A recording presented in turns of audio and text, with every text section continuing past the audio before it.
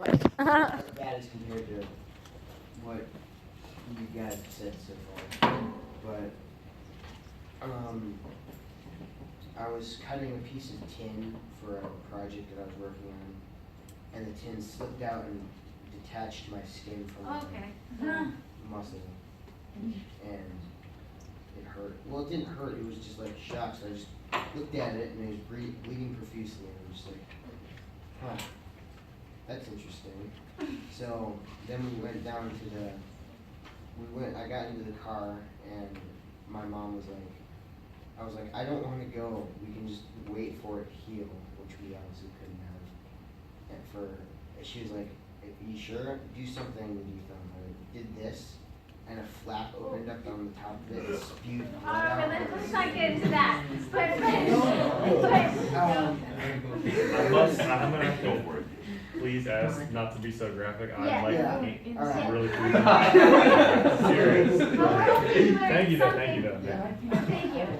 And it hurt, so I got stitches and then it was better. All right. Well, that's definitely something you didn't expect. But I want to talk to you about, you mentioned gratitude. So there were certain things, whether it's health related or again, just, maybe we, had to drop a course for something or a friend did something that we didn't expect. How do you make decisions when, everything you kind of plan for yourself is not working out that way? So when I say gratitude, this is not kind of a corny, just think about how much you have to be grateful for, be happy, things could be worse. I don't think that's a very good way to manage problems because, when something bad happens to us, we want to ask, it's not fair, like why me? And I think those feelings can be valid sometimes. Sometimes the best solution isn't just putting on a smile, like what good does that do, right? When everyone just says kind of cheer up, it's not that bad. Sometimes it feels bad to us. But how this helped me, which I'm going to make you do now, is when I was stuck in the hospital, I was so frustrated. And I couldn't eat or drink, and it needed something to do with my hands to pass the time, because being in the hospital can be pretty boring. So I just took a page and I labeled it A to Z. And I made myself come up with something I was grateful for everything. Not just because I wanted to make myself feel better, I was just bored.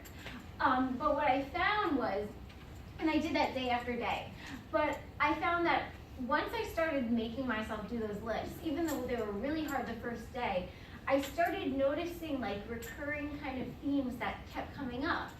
And I realized that the things I was writing about that I was grateful for, those were things that were important to me. And those were actually my values. And I realized that when you know what your values are and what you're grateful for, you know what you're about. And that actually made me feel larger than my circumstances or what was happening to me.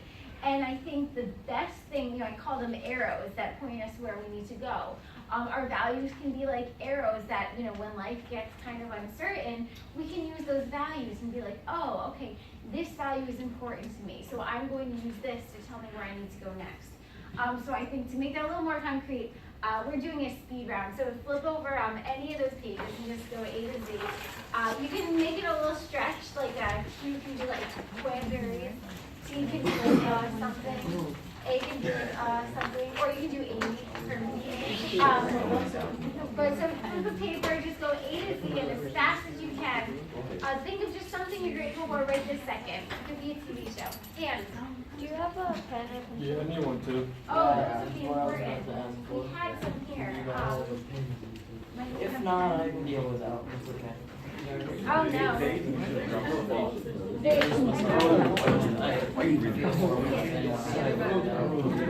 Trinity is right. Let's